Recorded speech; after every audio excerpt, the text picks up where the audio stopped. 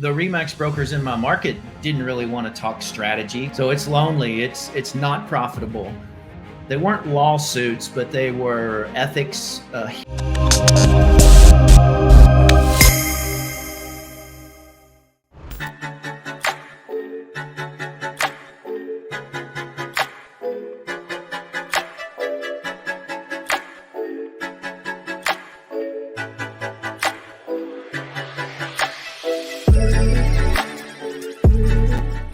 You mentioned pain points. What were some of your pain points that you had as an independent broker, owner of your franchise, compared to running your team at eXp? Well, as a broker owner, it was really lonely. I had nobody to turn to for advice and counsel other than, I could pay a coach. Yeah, I coached with several people, spent a ton of money doing that, but the Remax brokers in my market didn't really want to talk strategy because, I was their competition and I was growing faster than they were on a percentage increase every year basis. So, it's like training in the office. The training was done by the smartest agent in the physical local office. So we got no national or global knowledge. And we certainly didn't get all the training that person could have given us because that trainer knew they were training their competition. So, one pain point was just, it was lonely. Had to figure everything out by yourself. At eXp, that's not the case. We have 89,000 some agents today, and we're all pouring into each other because we all own the company together.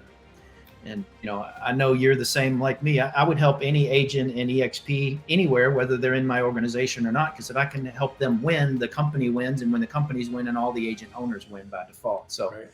That's kind of our collaboration culture at eXp. And I never experienced that anywhere that I worked previously, including my own brokerage, because the person doing the training for me wasn't giving my agents all they had for right. The same reason.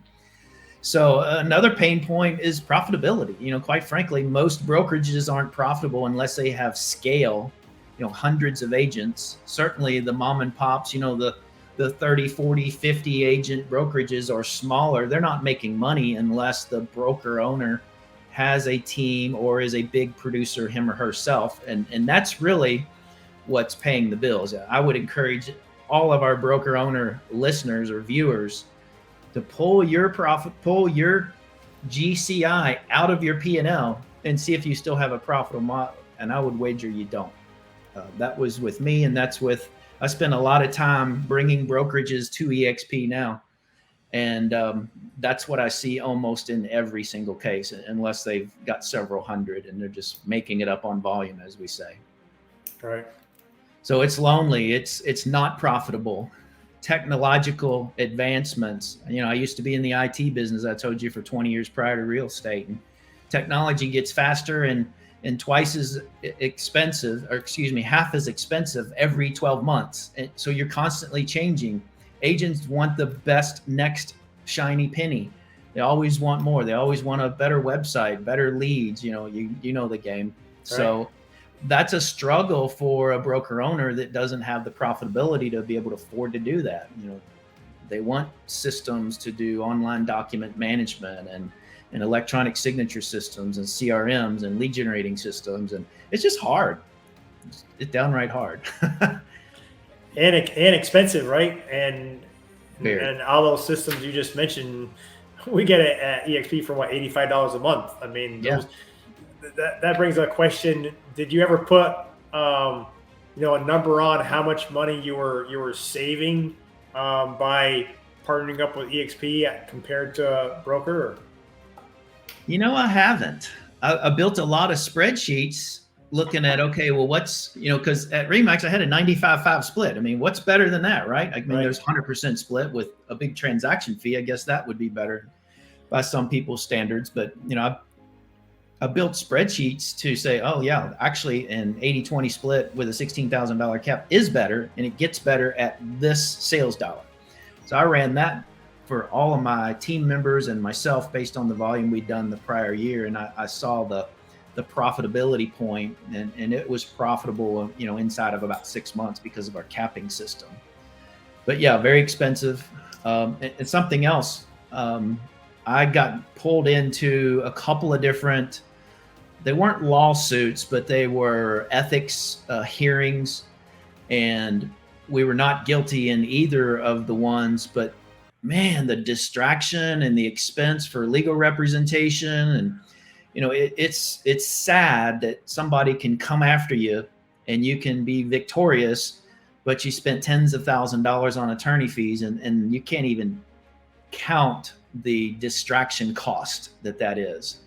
And you win, but you still lost. You follow what I'm saying there? So as a broker owner, and I wasn't the owner when I moved to eXp, but I was still the broker, so I still had all the legal liability. In fact, I'm interviewing an agent on my podcast next week who got sued because one of his agents slept with one of his agent's clients. I don't know what the damages were, but it cost several $100,000 to defend himself. And, I don't have to worry about that anymore. And that's probably the biggest stress reliever is, the sleepless nights when your agent screwed up, and you hope nobody finds out about it, and you help them to correct it, or maybe you terminated them because they were that much of a liability to the company. I've had to do that a few times in my past, but no more sleepless nights. Yeah, that's a big stress reliever for sure. And explain real quick, even though you're an associate broker at eXp and running your team, how you're not responsible, and you can sleep well at night because of the platform if someone were to sue you. Yeah, well, in essence, as a broker, if I brought my organization to eXp, I pay $85 a month just like my agents do. So if you think about it, for my $85, I don't have to have the secretary at the front door anymore. I don't have to have the compliance person. I don't have to have the bookkeeper that's cutting all the commissions and managing all the earnest money accounts. I don't have any personal liability as the designated or the qualifying broker, or whatever the term is, depending on our viewers' states. Every state's a little bit different. I'm licensed in 3 states, and it's a different term in all 3. But my point is, I don't have that legal liability anymore because eXp hires brokers, and I say brokers plural, in every state, because we have multiple brokers depending on the number of agents in each state and the number of transactions that those agents are doing. So they're the employees of eXp, the legal entity, and they're the ones with that liability, not me. So in essence, I'm running my own brokerage like I always did. It's the Hollinden team. I was the Hollinden team at Remax Champions was the name of the brokerage that I sold, and it's still there today. But now I'm the Hollinden team, brokered by eXp Realty. Without any of the liability, without any of the overhead cost, I pay $85 and all those things are done for me. And I stay up to date with all the latest technologically advanced systems, 80 hours of training every week. I could never have given them 80 hours of training in a month, right? Let alone in a week. So, and that training is 100%, over the top. Nobody's holding back because they're fearing training their competition in their local office.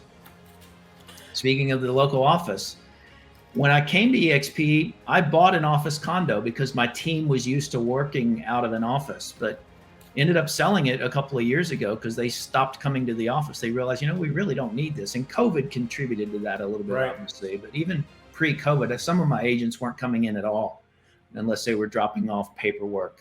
And all that at eXp is electronic, so they really weren't dropping off paperwork. We were still using physical files for our own internal files, but all that was online. And finally, I guess it was 1/1/20. I said, this is stupid. Let's just scan everything and put it in SkySlope and get rid of these paper files. And I kept them for 5 years from my old life because I was required to by the real estate commission, and then we had a big bonfire every year when another year passed by. So those are all gone now. Cool.